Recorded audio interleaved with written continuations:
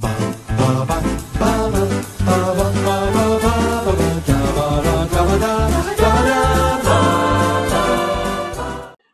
I'm Thomas Carruthers. I'm Will Leggetter. And today we're a second Tarantino, and on a similar theme. We haven't gone chronological this time. We sort of done a bit of a mismatch. I think, we've done a bit of a mismatch, and we've kicked off with, I call it I see them as a marvelous double bill. Reservoir Dogs and Hateful Eight. We did Reservoir Dogs last episode. We're doing Hateful Eight today. Obviously, very similar, concepts. 8 people or so in a room, lots of secrets, lots of all this, leading to marvelous guns, and just fantastic gun. Will, because it is openly on this was your second watch ever. Yeah. Your first watch. Well, why don't you talk a little bit about your opinion? My first watch, it didn't go too well, really. I got quite bored. Yeah, quite bored. And I think that sort of stuck in my mind. So, and then whenever I think about Hateful Eight, I just think, it's just 3 hours of Samuel L. Jackson sat in a carriage having a conversation. It's not. They do get to a shack at some point. They do. And I'm happy to say this watch was better. Good. I thought it would be. I think there was a thing. I smiled to myself on many occasions. Yeah. I feel as if same with Once Upon a Time in Hollywood. Actually, it sort of had a bit of a stigma around them, of a length stigma. Sort of, does it have to be 2 hours 50? I always go with the adage: if it's interesting, if I'm not bored, longer the better, please. I mean, we talked about Irishman a lot.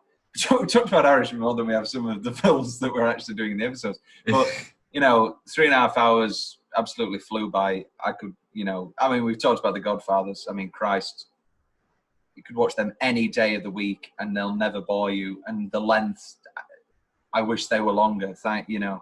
And for me, this is I don't feel the length of this at all, due to just work. Basically, I did have to split it, and so over 2 nights, and I did split it at the intermission.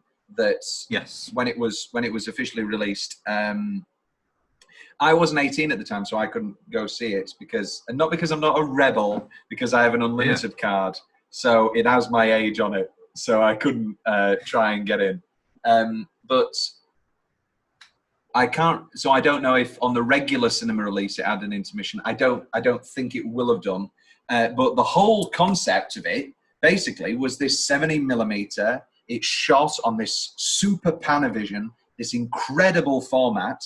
The last film shot on it was Khartoum, I believe, with Laurence Olivier. A big sweeping epic, and this was just how they used to do movies back then. Well, sort of the whole match to it right in that opening shot, isn't there? With the carriage in the distance, right. You know straight away what you're in for. And that was just how the movies was like, a bit like the theatre is today.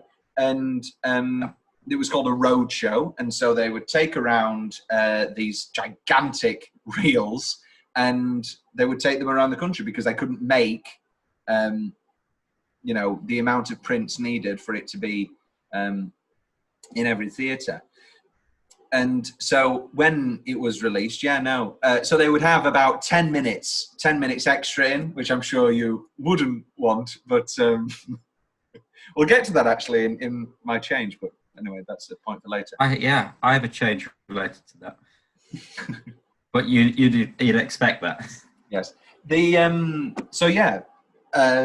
The intermission comes after the murder. Spoilers, everybody. I mean, we've never done a spoiler warning. We're coming up to our 100th episode, and we've never done a spoiler warning. You do. You spoil it, and then afterwards you go, spoilers, by the way. But it's too late. It's too late. Well, I mean, who's watching it? You know, who's going to put this on and go? Oh, they're That's a talking good question. they're talking for an Who hour is and a watching? half. Yeah, good. Yeah, who's they can't talk for an hour and a half without mentioning something. But yeah, no, just a marvelous film. I've always loved it, and I'm glad that you've come around, even if it is only slightly. Let's jump into YouTube comments. Bender Bending Rodriguez says, "Why does Samuel L. Jackson always play black guys?" I mean, it's that typecasts again. And then this started. So, like, I presume obviously it had to be a joke. There was 97 replies. I'm going to say conservatively, I read about 90 because the conversation just kept devolving, and it was like, oh, what's the purpose of the joke? What's the purpose? It's very intriguing. Awesome ensemble cast, check. Tense, secluded environment, check. Great soundtrack, check.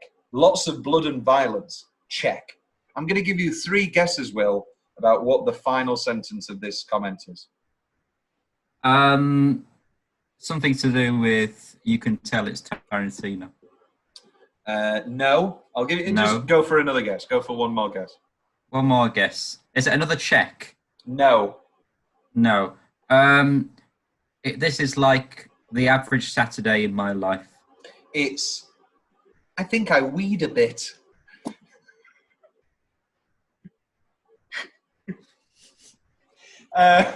It looks like Tim Roth plays Christoph Waltz in this movie. I've always thought this. Like, Tarantino's always declared that it was written for Roth, but I've always, because obviously we're on the back of Inglourious, we're on the back of Django, I've always thought, was it maybe written for Christoph?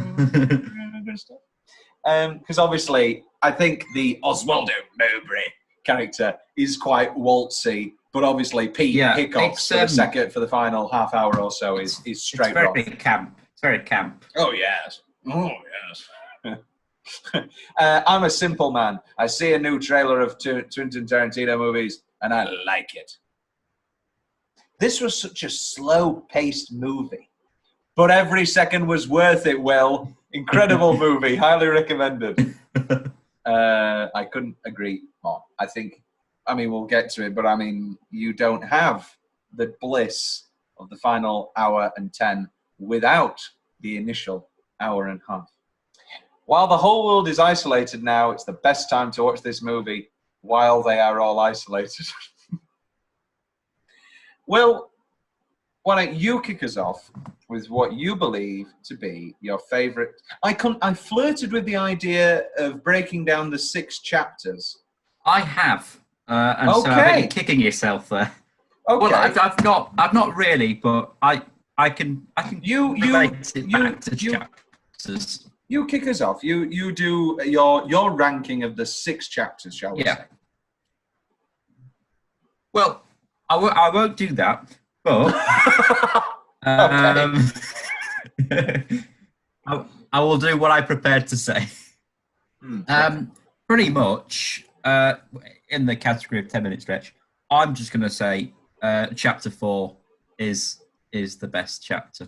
And it's about 26 minutes, but that's my favourite 10-minute stretch. Yeah, it's definitely a film of chapter sections, which we'll come back to in my change. Okay, I'm torn when it comes. Right, let's spoil one of Tom's big questions now. Tom's big question was, what's the best chapter? Yeah, I really like Son of a Gun. I know you hate the whole carriage business, but I think Son of a Gun and meeting Maddox, arguably second best performance. We'll get to it. I love Walton Goggins in this movie. I think he's really close to stealing the show, and that's saying something with the talent that you've got in this film. But I really like Son of a Gun, sorry, and that final carriage stretch. I would agree. Yeah, and the final carriage stretch with the first sort of introduction to Warren's past, burning down the fort, which inadvertently had some of his own Northerners in. That whole back and forth. That's another reason I enjoyed it a lot more, because I've only recently learned what the American Civil War actually was. We don't really. I mean, I'd never done history. Don't you pull that face? No. I usually call myself a history buff, but I like proper history, like ancient Egypt or the Romans or the Vikings. You stuff famously that you can get in a Kellogg's CD. So what you're saying is the abolition of slavery isn't proper history. You had to do that. No, I've never, obviously, us Brits in our history lessons we just get taught about Tudors, but obviously. So this obviously puts all of the race stuff. So this obviously puts all of the race stuff into a whole different light, but also the North and the South, the fight between there, the fact that they captured and then forced them to enroll. I understood it all. I think it's great, and I was like, thank you for those YouTube videos that I watched when I was incredibly bored. Yes, 10-minute stretches. I've got the overture. I think let's just talk about Ennio Morricone now. So the only Oscar the film wins is for Ennio Morricone's score, which I believe was his only win. And this is just a legend of movie composers. You know, the entire Dollars trilogy. You know, famously, wah, wah, wah, wah. You know, everybody knows that. But his work on Once Upon a Time in America, such a beautiful, sweeping score, especially Deborah's theme, is so beautiful, and that plays into the terrific intermission in that movie. Actually, Morricone. So basically, Tarantino had used Morricone samples before in Kill Bill, and I think in Django as well.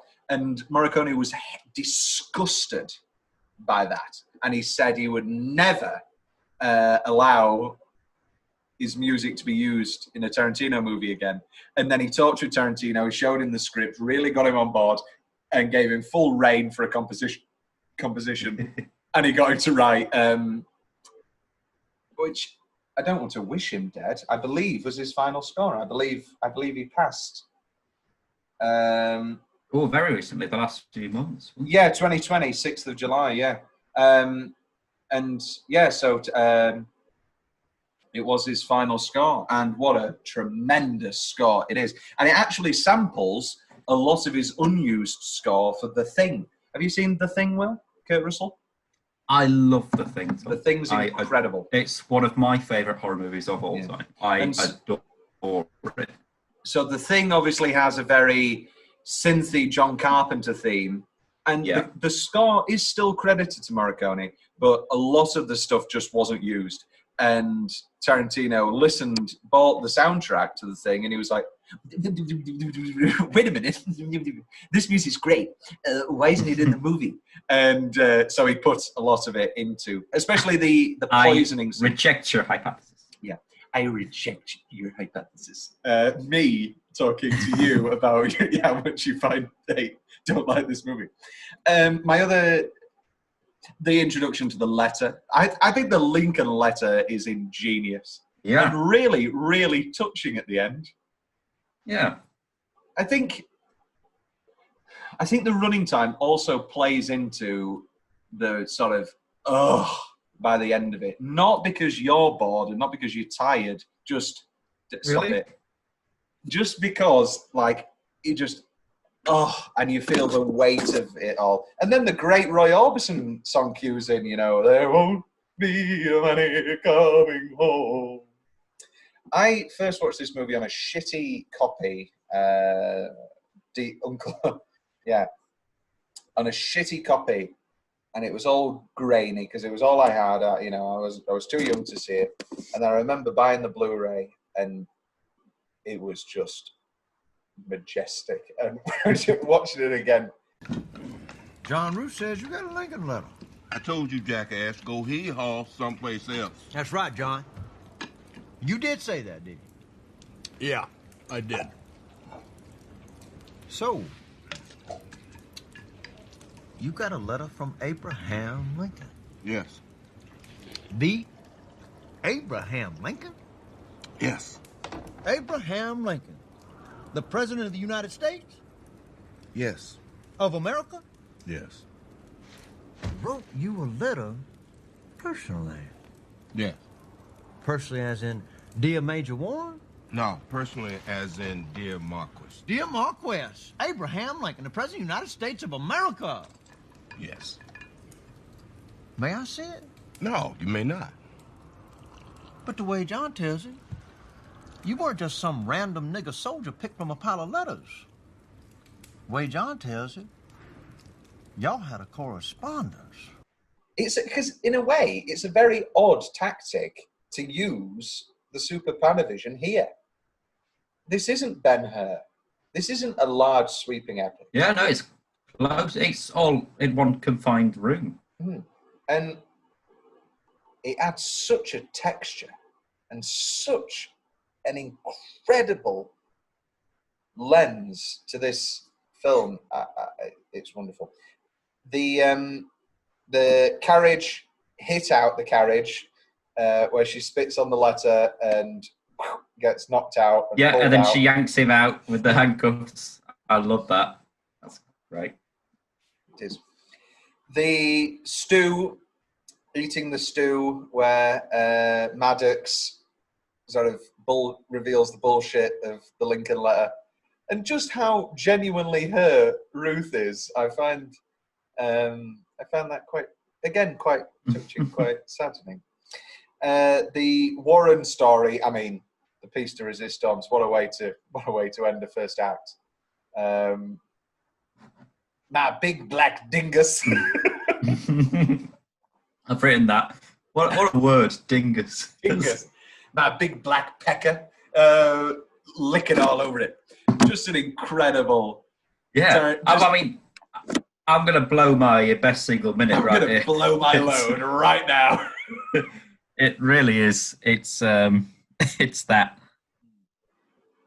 And we'll get to this as it goes on, but I think the two best kills in the movie, well, no, the three, I'll leave that for Tom's big question. But I think the best moments in the film are the two interrogations from Warren. Obviously, the first one's not an interrogation, it's a provoking. Yeah. But I think that's what I wanted more so out of, because in actuality, more of my issues with the film lie in the second act. Because I think it gets to a point where the kills start coming too quickly, and they're a bit rushed. And I like the slow, methodical build to the killing of Senor Bob and the killing of bloody Bruce Dern's character. I can't remember. Smithers, General Smithers. I think there's a momentum and a precision about those kills that I think when we get to the latter half, it sort of just becomes gunplay. And why wouldn't it become gunplay in these close quarters? But I think, yeah, they'll too much. The poison. Brilliant stuff. That's where, and I feel, and I'm sure that this is your opinion. I think many people sort of sit through the first hour and a half and go, what the hell am I watching? And then it's like, oh yeah, this is the movie I wanted. Yeah. I completely agree with you. I think obviously the second hour and a half of this is more enjoyable. But I think you can make the argument, you can understand what I'm saying though, that you need that first hour and a half. Yeah. Yeah. And then, I love the payoff of the whole, Tarantino does it very well, we know, of the whole, okay, that's your movie. This is what happened about an hour earlier.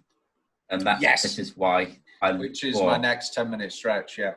The Four Passages chapter.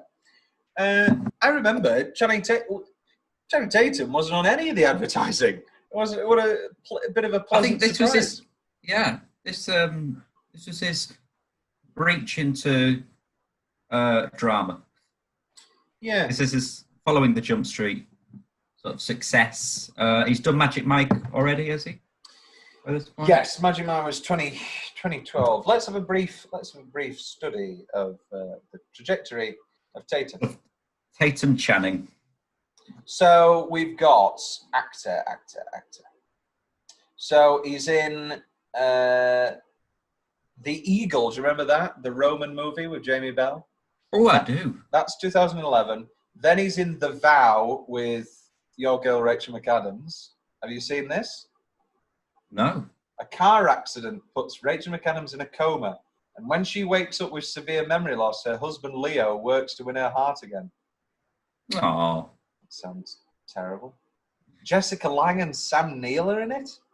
Oh yes. Then it's Jump Street. Then 2012. What a year! The Vow, which we don't know about. 21 Jump Street and Magic Mike. I think people forget that Magic Mike is a serious steroid drama. Like, yeah, obviously the stripping scenes are very fun, and even funner for somebody who enjoys them in that way. But it's a very sobering drama for a lot of the film. Side Effects, which is a really underrated thriller, really good. Jude Law, Catherine Zeta-Jones, Rooney Mara, really underrated thriller. Then he tries to become a big movie star with G.I. Joe, which didn't come to anything. He has that great cameo in This Is the End, where he's the sex slave to Danny McBride. I love This Is the End. Another big action attempt with White House Down, which just... Well, I prefer White House Down to Olympus Has Fallen. Olympus Has Fallen, yeah. It was fine. Foxcatcher, which, again, didn't really hit the mark. It was, again, fine, but not spectacular. 22 Jump Street, just incredible. Then we're in a bit of a rough patch. Book of Life, Jupiter Ascending, Magic Mike XXL, which had more of the stripping, but none of the quality or drama. Hateful Eight, Hail Caesar, which I really like. I've always really liked Hail Caesar. I've never been a fan of Hail Caesar, have I? No. But I bet you any money you really like the Channing Tatum tap dance. I do. I love the Channing Tatum tap dance. What about the Ralph Fiennes scene? Would that it were so simple? Would that it were so simple? It's mainly the Hollywood business aspects that I don't enjoy. I don't like that whole storyline. Kingsman Golden Circle played Tequila, which was fine in. I still can't find it anywhere. It's taken a while to come onto streaming services. That one. So I only watched it for the first time this year over a lovely curry. It's wonderful. And Logan Lucky, which was really great and very much underrated. Which category in? The final stretch, which I think is rather touching. It's an odd one. It can pull out because obviously when you look at these movies, I don't think Pulp Fiction really has a touching end, but nor does Inglourious Basterds. But it's really good at like bizarrely touching endings. Django is a really touching ending. This, obviously, Once Upon a Time in Hollywood is one of the most haunting, beautiful endings I've seen in a very long time. Reservoir Dogs, even though we talked about the gunshot and the final, but that I'm a cat,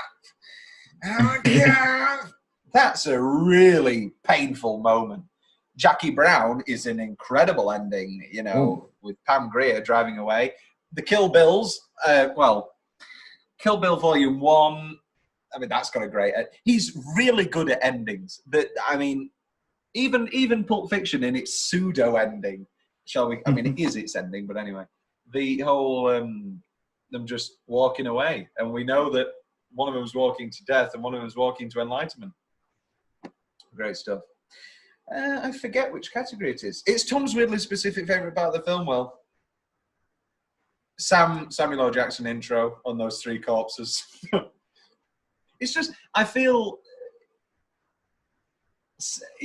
Tarantino's just, I'm going to give you the best role I'm ever going to give you. I think this is Sam Jackson's best part.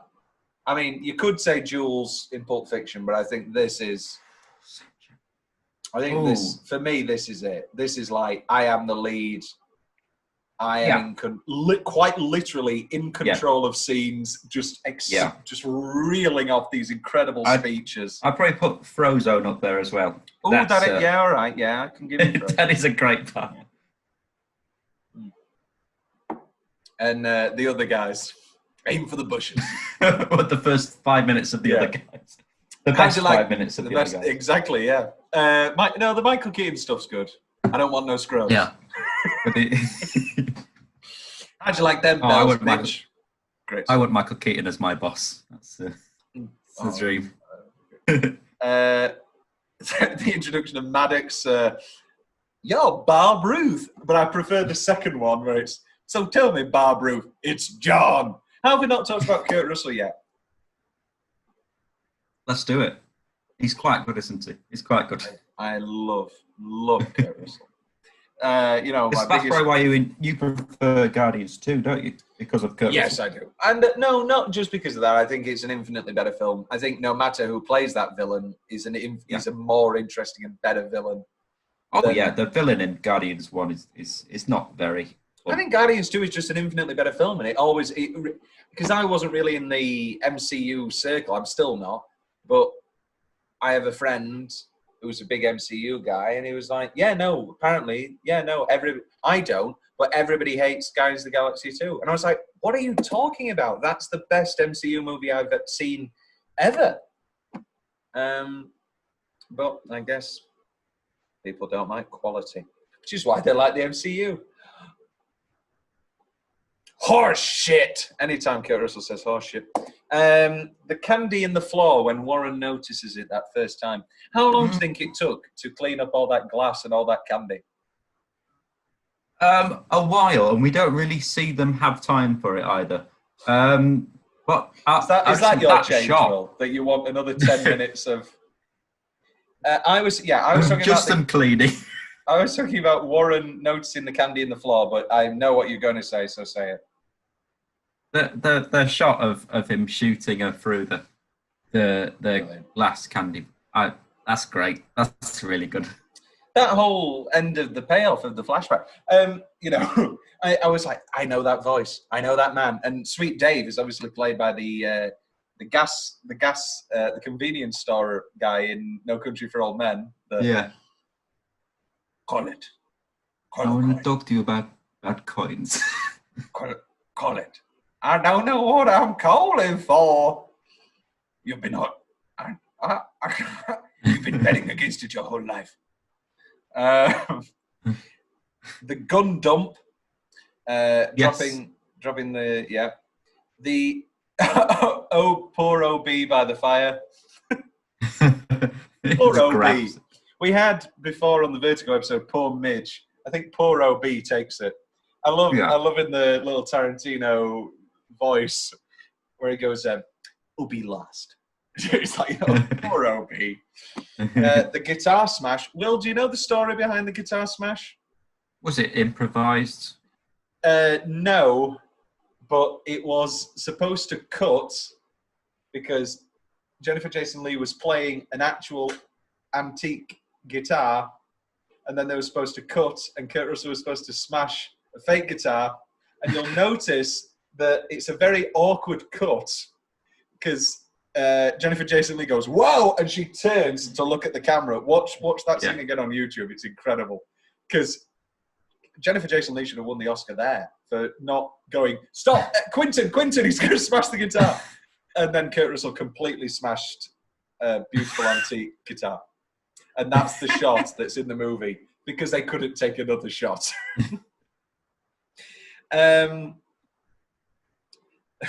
We should go off my theory that the ugliest guy did it.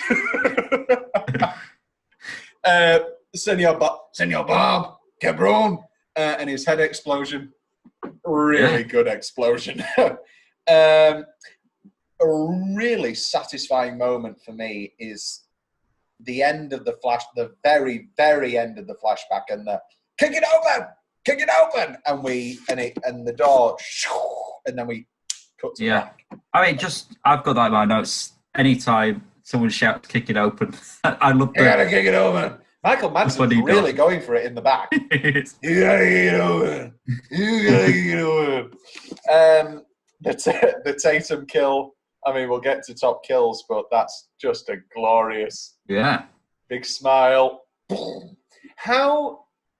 I mean, obviously his head flops forward, but that bullet was in the back, and the explosion sort of pops out the back. How does the explosion then all over her face? I have no idea. It's not really my area. I don't know how I feel about all of the slow-mo in the film, but I specifically love "You're gonna live the diabolical bitch."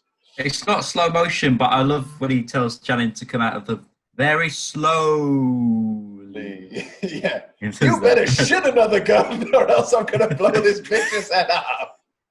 That's my favourite line. That's my favourite I'm sorry, Will. I'm taking your favourite line. Taking it. Tom's, sorry, Will's more general favourite part of the film. Hey, the shot when we first see him hit her in the carriage, and she looks in terrible pain, and then that drip of blood coming down her. Terrible stuff. I love when he goes, yeah, shut up. Yeah. No. Yeah. Because she obviously knows he's going to die. Yeah. And that's just great. The whole cutting off of the hand. And then that should have been in sort of, I don't know whether that's single. Oh, I've got it. Spoilers for single minute. The whole pass out of, I don't feel too good. And then that music kicking in and, wake up, white boy, wake up. and Daisy just pulling poor Kurt Russell and chopping off his hand. Just great stuff. Sorry, back to your more general favourite. I just want to talk about Tim Roth again. What a man. He's at first I was like, do I like him doing an English accent? Yes, I was very relieved when he changed. I can remember the first time I watched it, and he turned around and he went, could do. And I thought, thank God there's a reason for that horrendous accent. And then it made me really enjoy the Oswaldo Mowbray aspect to it. But no, I agree. My name is Voldemort. Christoph. That's something new. Well, we'll get to it. Some of your finest milk and your three daughters are sublime. And but we'll get to it. We will. Biggest change in Django. Anyway, we'll get to that. Any more favourite parts? Will? That's it. Then let's jump to Soundtrack Corner. So, I mean, we touched on... we do Soundtrack Corner now, don't we? Soundtrack Corner. Of the 4 modern songs, I'm going to have to go with Roy Orbison, There Won't Be Any Coming Home. From the soundtrack, the Ennio Morricone, I'm actually going to go for Beast. It's definitely not called Bestiality. The Hateful Eight. And it's... Beast. It's called Beast. I did it all in fucking Italian.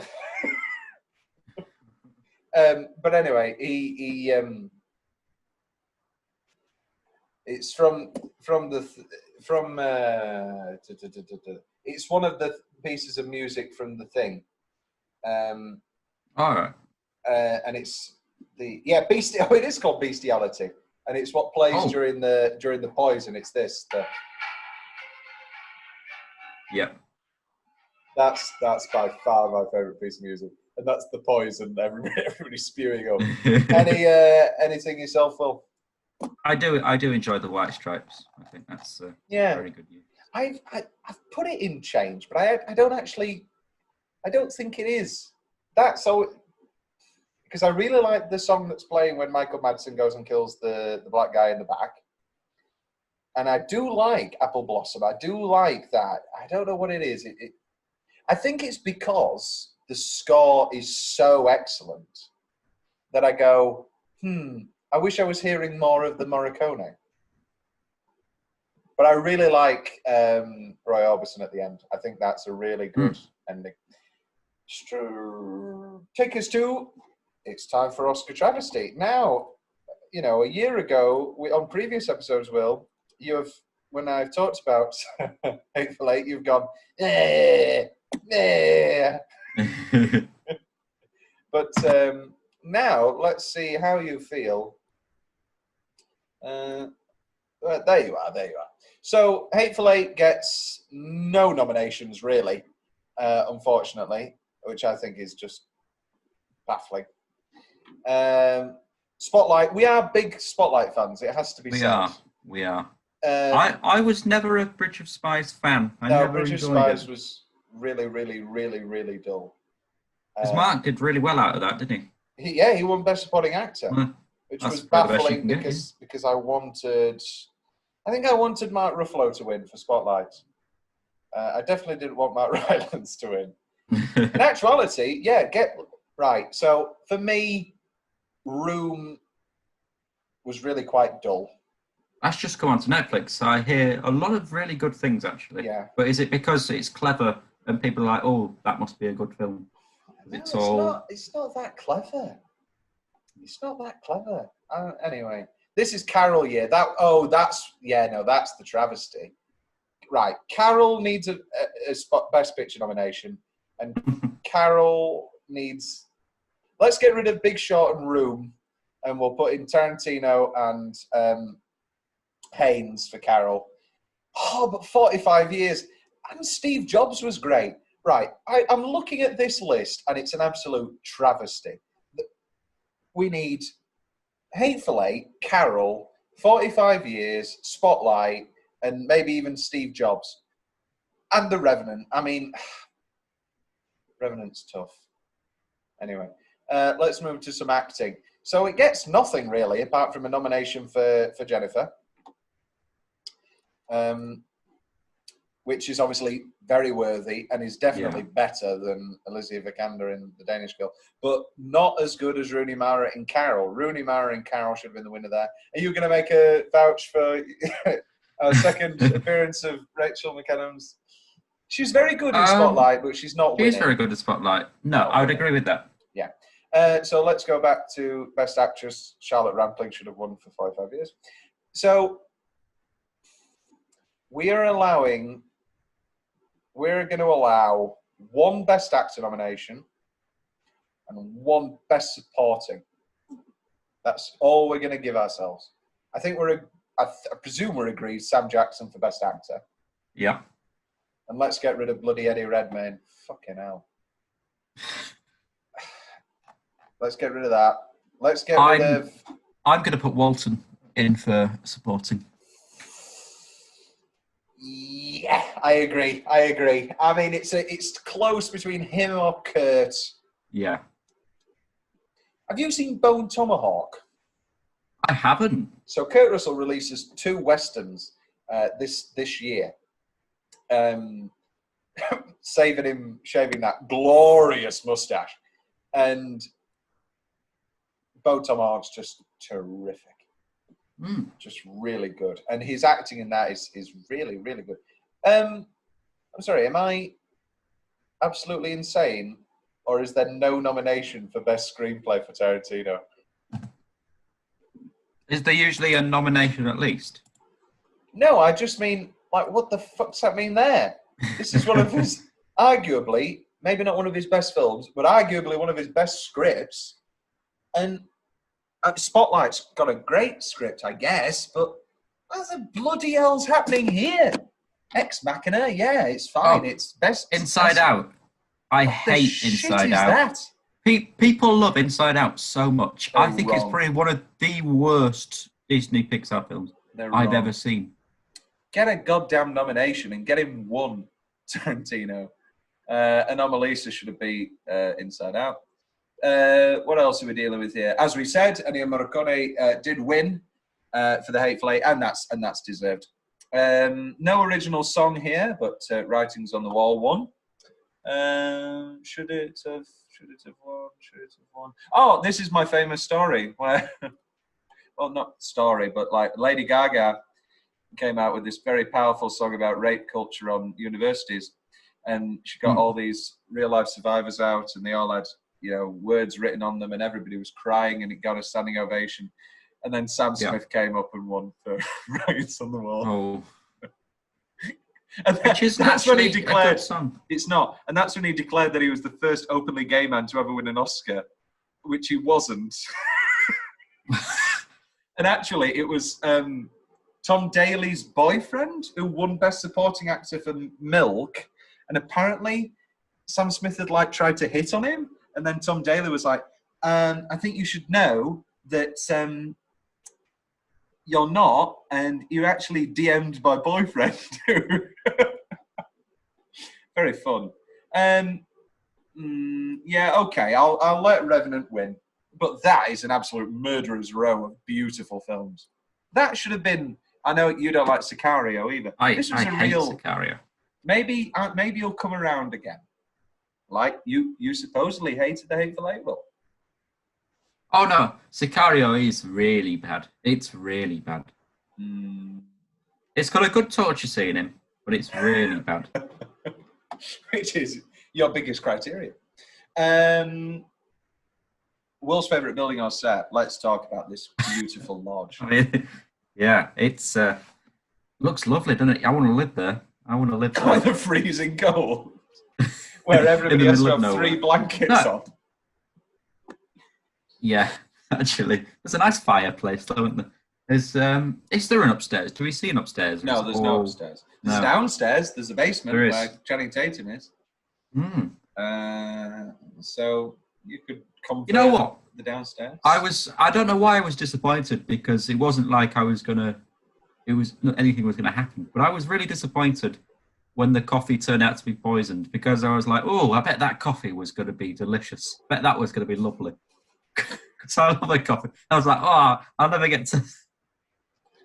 Yeah, I guess I'm in a big coffee mood. Yeah. I don't know. I don't know, because he says, well, just John Ruth comes in and he says, that old Mexican sucking his sacks in the pot. So I don't know why the old batch tastes badly. I presume it's been left out since, because it was what Minnie was making when she got shot. Yeah. Who knows? Best single minute. I kicked us off. So you kick us off. You kick us off now. These are more very specific moments, aren't they? Yeah. And that's what the category is. Well, I've got Samuel Jackson talking about the guy's son. That little spit. That's great. That's really unexpected as well. I was not. It just hits you in the face. It's great. Oh, pardon the pun. We could give a marker. Bob's real name is Marco the Mexican. He's worth $12,000. That's Marco the Mexican? Precisely, yeah. Shit. Now that I done blowed his face off, Marco ain't worth a peso. Well then, if I die in the next 2 days, which is more than likely, you can have me. Under the name of English Pete Hickox, I got a federal bounty of $15,000 on my head. It's all yours, Chris. You keep talking, Pete.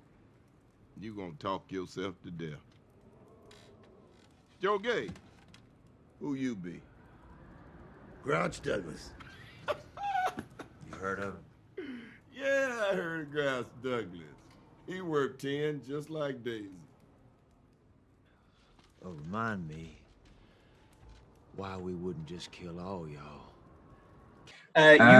Using Star Wars shots, literally reusing Star Wars shots for this graphic tale of brutality. I'm going to ruin one of Tom's big questions, Will. Did this actually happen? Or was he just saying the most foul thing he could to provoke him? Oh, this did not happen. This did not happen. This did not happen. Yeah, I think this didn't. Yeah, no, I agree. I don't think this did happen. But I think Samuel Jackson is a liar. But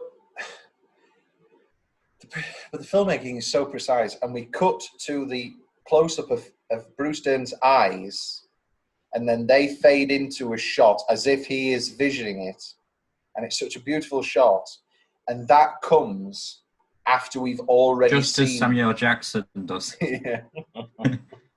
But that comes after we've already seen multiple establishing shots.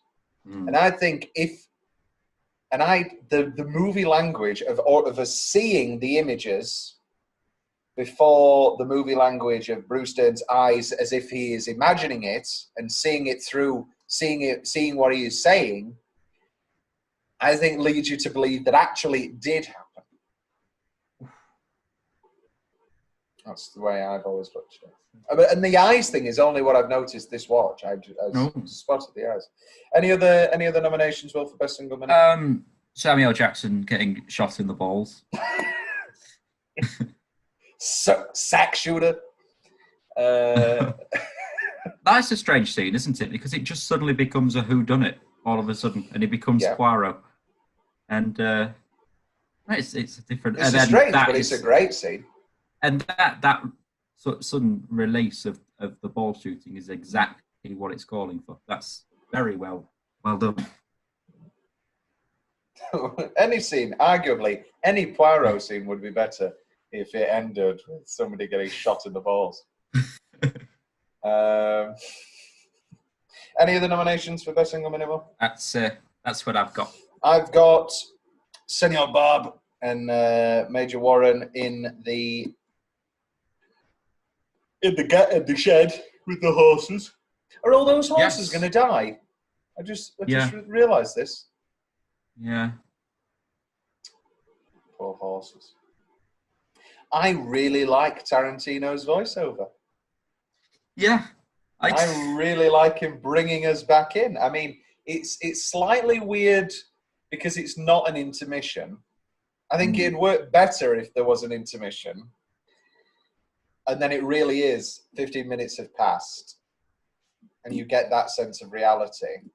But I do enjoy the I think he just says it really well. I think it's just really good. The whole Mexican theory, she took that sign down. Do you know why? Because she started letting in dogs. I think maybe a change would be just have a slight bit of racism in... This has come up multiple times. Have a slight bit of racism in the flashback. Like just a look from Minnie at Bob the Mexican of, he's Mexican. Yeah. Because we sort of, she's very nice to him in actuality. Reinforce that character motivation, yeah. Because it sort of then, because seeing as she is so nice to him in the flashback, it sort of leads, is Major Warren's theory full of bullshit, but that sort of undermines that monologue. I think it just needs a flash of, what else we got? Tatum and the pass out. Best line. Will, kick us off. I mean, I'm going to do my other one. It's shit another pistol out of your ass. That's right. Oh, you believe in Jesus now, huh, bitch? Good, because you're about to meet him. You only need to hang mean bastards, but mean bastards you need to hang. I like, I've got a name, but it certainly isn't Buster. I like that one. I've got a name, but it certainly isn't Buster. And then he slaps his wallets in a very camp way. Flamboyance. Yes. When you get to hell, John, tell him Daisy sent you. No one said this job was supposed to be easy. Nobody said it's supposed to be that hard either. May I sit down? According to the Yankees, it's a free country. Yeah.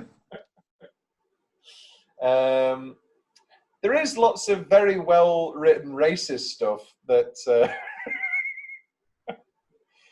which is good, but yeah. As my first and final act as the sheriff of Red Rock, I send you Daisy Damagoo to hang by the neck until dead. Just a great kicker of an ending. Any other best lines, Will? That's it. What's the change? Go on. Well, I mean, I don't want to say it's too long. But what I will say is... I did mark when your carriage thing ended, and that's only 35 minutes. Yeah. This is my main issue is if Quentin, if you're gonna use a chapter structure, don't have most of the chapters 20, 30 minutes long, and then chapter 3 a whole hour. I think chapter 3 goes on for too long. It's just over an hour, and I don't like it. Okay, and there is a natural break in the middle as well, just before dinner. This is just a pedantic thing from me because he's going chapter 1, 2, 3, and all of a sudden chapter 3 goes on for ages. Yeah. I guess it is the centerpiece. Centerpiece of the show, of the film, because it is. Yeah, it is the middle, isn't it? And then Domingo's got a secret. I think more so. Maybe the whole carriage is one chapter, rather than 2, because that sort of sets you into the rhythm of it being multiple chapters. So, right, so I'm going to talk about one of my changes now. On Netflix, in America... On Netflix? This is the thing. This is my change. Yeah. I want it to be on UK Netflix, and I don't know why the hell it's not. So it's not even on Prime. No. So there is a longer... No. So in American Netflix, there's a longer cut of the Hateful Eight that's split into 6 pseudo episodes. Oh. And it's got loads of stuff. Tarantino supervised it, and apparently this is going to happen with Once Upon a Time in Hollywood as well. And it's not on bloody UK Netflix. Release it. I will buy it. I will buy your Blu-rays. Just let us have it. It's like Kill Bill, the whole bloody affair. I'm still waiting for Bounty Law. Yeah, like just make these good. But this is something that's been made, and just put it on UK Netflix. Why not? Anyway, and I think that could possibly alleviate some of your problems, because I don't know where the extra footage is going, but that might. Yeah, because then if you then put what we've got as a film into that scenario, you've got 20-minute long episodes, and all of a sudden one that lasts for an hour. Because I saw loads of people chunking up Irishmen. No, that is made to be one long film. And so is Hateful Eight, but it is in the structure of the film that it could be broken down. And obviously Tarantino sees this, he relishes that chapter structure. Which takes us to, my other changes. Why isn't it called the Hateful Nine? There's 9 of them. All of them hateful. I guess Obi isn't hateful. Yeah. Obi is redeemed. Or Obi. Warren, why does Marcus Warren keep shooting Ruth's dead body? I know he's dead, but stop it. Stop shooting his dead body. Let the man rest. He's been poisoned by that evil woman. Let him rest. What's left for Will's notes? Anything? Oh, any of the changes, Will? Any of the changes? No. Oh, I think of one on the spot. No. Could I? It feels like you've got one in you that you want to say. No, but I want to make one. Okay. I can't think of anything off the top of my head. It's because it's a great film, Will. I've talked about the guitar story. I'm done, actually. Yeah, I don't have any more notes. Alternate ending corner, we don't have one. A few fun facts, we do. So basically, the script leaked online around 2013, and Tarantino just didn't want to make the movie because he was so hurt by this. Because obviously, it's so built around its twists and stuff. However, after they did a brief reading of the script in Los Angeles, the cast was stunned and got really excited, and Samuel L. Jackson basically persuaded Tarantino to do it. Oh, very cool. And you would, wouldn't you, if you were given maybe the role of your lifetime? Yeah. So basically, Tim Roth's character is revealed to be called English Pete Hickox, and this sort of bleeds into the whole extended Tarantino universe theory, because Michael Fassbender in Inglourious Basterds is indeed Lieutenant Archie Hickox. Do you think it's just Quentin being a bit forgetful, just reusing? Don't know. Tim Roth says that it's a clarification that he is his great-great-grandfather. Oh, okay. According to writer-director Tarantino, his two primary cinematic influences on the film were... What, as standalone films? I'm looking for two films. Oh, let's say The Good, the Bad, and the Ugly. No, The Thing. Oh, The Thing. Oh, because of all the snow. All the snow, close quarters, everybody dying, Kurt Russell. Andy showed, he actually screened it for the cast and crew. And another little film, I don't know if you've heard it, it was a big influence on him, Reservoir Dogs. He put, regardlessly, it remained an influence on his later work. So,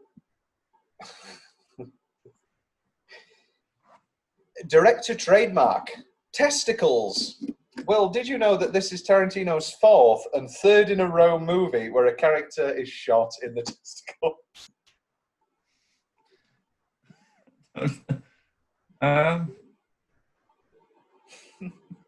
Tarantino explained in interviews only after the film was released that the very earliest concept of what became this story was a sequel to Django Unchained, which began as a novel called Django in White Hell. He did not get far with the novel before he realized that it didn't work to have Django, whose morals were known to the audience beforehand, be in it, nor a character you felt was surely fair to survive. Tarantino withheld this trivia from interviews until after the film's release because he was already contesting false reports that the movie would be a secret sequel to Django Unchained. That would be interesting if Django showed up. I don't think it would work, and I think it would take you out of the movie. Yeah. He's only ever done one sequel, hasn't he? He's only done one sequel. And he doesn't even see that as a sequel. He sees it as one movie. So Sure. Even though it's Kill Bill Volume 2. Sure. It's Kill Bill Volume 2, but it's because he's got this 10-film thing where he's like, I'm going to make 10 movies and I'm done. Yeah. Because all of my favourite directors, all of the films they made after a certain point are shit. So he's sort of lied to himself, and I'm very happy he's lied to himself that that Kill Bill's one movie, so that he can make 11. Yeah. Do you think he will stop forever, or do you think he'll come back? He said that I'll make 10, and he keeps saying, obviously, if there's an idea that I really, really, really want to do, I'm not going to stop myself. Yeah. But I think after 10, he'll have trepidation. Well, he's talked about writing novels. I think he'll make 10 movies, and I think he'll release his first novel. And I will read that. Without a shadow of a doubt. And then, you know what? I think he might then work on little projects like Bounty Law. I think that might be a good, or short Netflix TV shows. Can I kill him? Say adios to your huevos.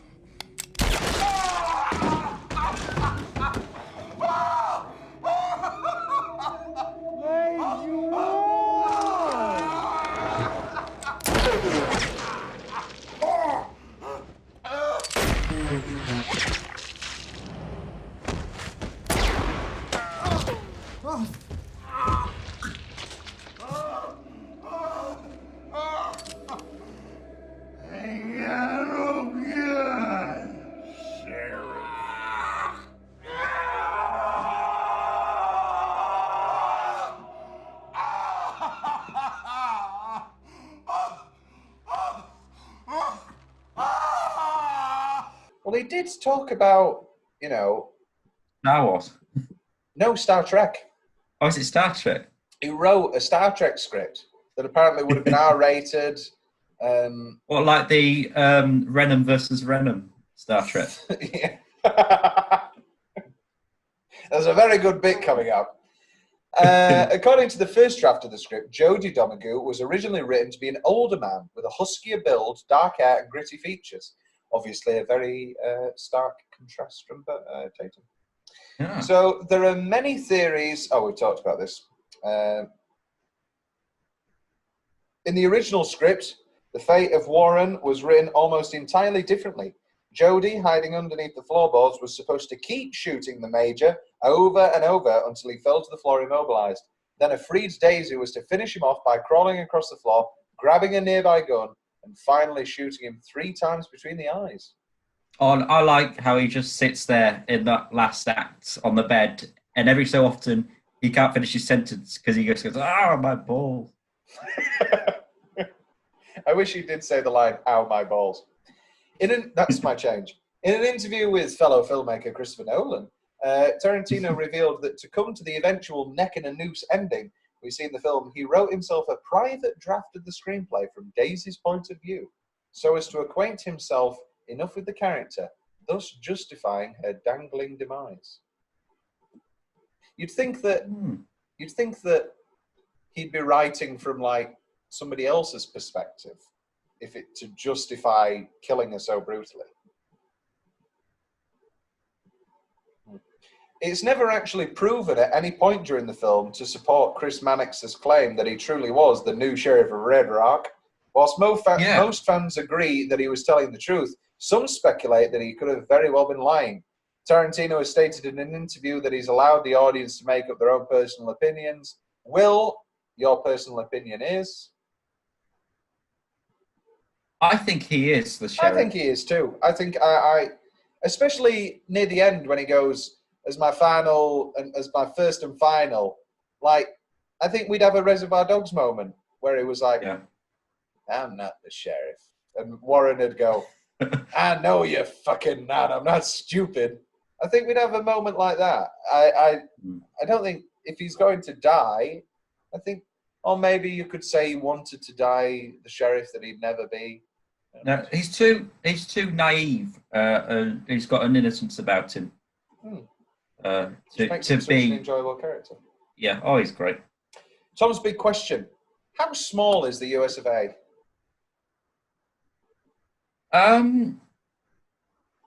It's what are you getting at? How do all of these people know each other? It's like, oh, I know you, General Smith. I mean, I know it's wartime, and I know that a lot of them are in the war, and I know that a lot of the bounty hunters have reputations. But it gets to a bit of a point of, oh no, that's like I think it's true because I mean it's Americans for you. They know all of the army generals' names off by heart. They know exactly what battle happened where, because fighting and killing is part of their culture. Fish Gold Wonder. You lost Vietnam. It was a draw. The car. Oh, it's great. The car. What are you saying? Sorry, calm down. Do 2 men with very, very bad wounds have the strength to fully noose up Daisy? I mean, we can see the strain of them pulling her up, but how did they get that noose around her and get her over and pull her and all that? To be honest, Samuel Jackson was fine because it was only if your shoulders are injured really that it would affect, but it was just his lower half that was in agony. Oh, well, good point. There you go. Who's the best performance in this film, Will? It's Samuel L. Jackson. Yeah, it's Samuel L. Jackson.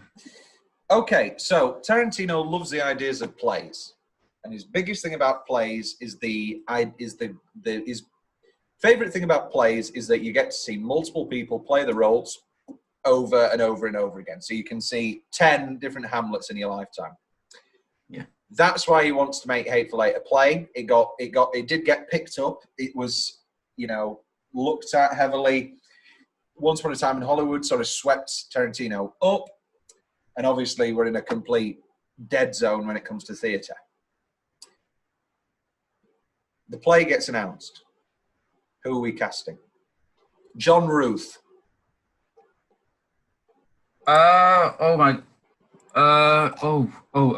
Okay. John, what is this on Broadway? I mean, anyone could do it. Do we have?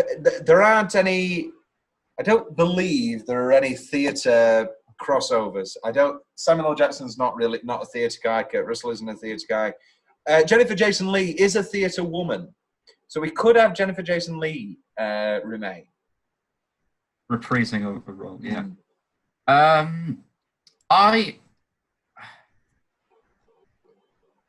don't know. I want to see Javier Bardem in this. So, OB? It's OB. Are you getting warm in there? Is it cold? OB pulled the shut straw. You know what? You know who would make a great John Ruth? Shoot. Harrison Ford. Ooh, yeah. Ooh. Yeah. Why not get Kevin Kline in as we just brought him on? How is this working as a play? It doesn't, does it? There's too much going on. No, it works excellently. I'm saying the only problem is, I'm only saying the problem, because you can move all of the carriage conversations, lift them out of the carriage and put them into the... Oh, no, I mean the mess that will happen on stage. Oh, yeah. No, but there's messy plays. Not practical. There's lots of messy plays. You can clean that all up. I'm saying the flashback. Is the flashback purely a monologue delivered by Jodie? It's either a flashback or you have a gauze and you can have two silhouetted figures in the background on a raised plinth, and maybe I mean, this is taking me back to A-level drama. As a designer, how would you stage Samuel Jackson's description? A large lick after the line. Big black dingus. What's your favourite kill, Will? I do like the sweets. I like the sweets. I think you're going to talk about tanning. Really do look. That is a great head explosion. I think sentimentally, the final shot of them dying together. There's that final reading of the Lincoln letter is beautiful. 'Cause there won't be many coming home. I love this film. And I'm glad that you don't hate it. You may not love it, but would you say that right? So you've got hate, dislike, like, very much like. No, sorry, you've got hate, dislike, fine, like, very much like, love. Where do you now land? Actually, just do an out of 10. What are you giving it out of 10? For a grounding, what would you give Reservoir Dogs out of 10? Reservoir Dogs, I would probably give a 6. A 6 out of 10? What the hell? Give it a 7. I'd give it a 7. A 7. An 8. A 9. You can give it whatever you want. I was just taken aback by the 6. It's not that high. Okay. No, I'll give it what would I you think give a Once 7. Upon a Time in Hollywood? I would give that a 10. Okay. So what are you giving Hateful Eight? If it's lower than... Okay, all right. Whatever. Go on. What? Oh, no. You know what? I'll give Reservoir Dogs either a 7 or an 8, and I'll give Hateful Eight a 6. Yeah, I think that's... So it's not right for me. It's not right for me. I think I'd probably give this a 9. I really do think this is one of Tarantino's best films. I really, really do. I think I won't say maturity because that's a little bit condescending, but I think the perfection that is coming into these later movies is just groundbreaking, and I just adore every single frame he puts on the screen. Synopsis of a sequel: everybody's dead. Closing line Hall of Fame. Old Mary Todd. Nice touch. Great stuff. Great stuff. Well, next episode is more Tarantino, and it's arguably what the kids call his best film. We'll dissect that when we get to it. Are we the kids? No, because it's Pulp Fiction. Oh, no. See what you did there. Yeah. It's the one that people know and that haven't seen. Look, I'll do this argument when we get there.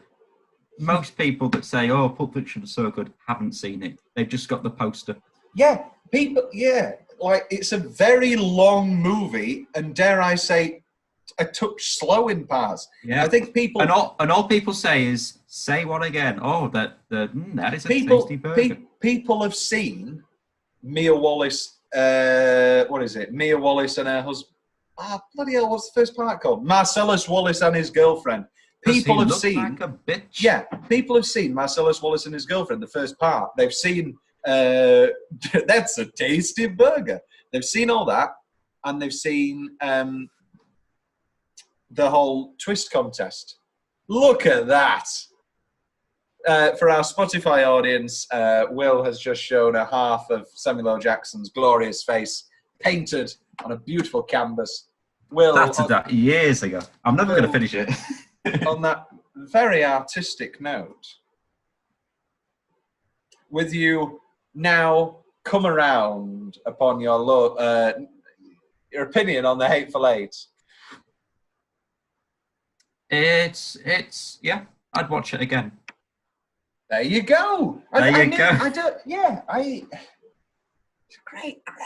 I'd watch it again in the winter with the fire on and a nice hot chocolate. That's the sort of film it is. And I'd finish it just before people start throwing up blood. By that point, I've moved on to whiskey. Yes. Nice brandy in front of the fire. Right. Well, it's been an absolute pleasure. We will be back. You'll be back. Oh, don't. Oh, God. Well, Hamilton, we were on the IMDb top 250 for the Muppet Game. Now Hamilton's on there in like the top 20. Oh. Not even a fucking film. Get a grip. Get a goddamn life, you lowly. Get a goddamn life and read a book. No, watch a film. Watch real films, because Hamilton is not a film. Sit on a chair. What? That's been it for this episode of Carruthers and I don't get the Leggetter. reference. Sit on a chair? We'll see you next week. No, you're not getting out of this one, Will.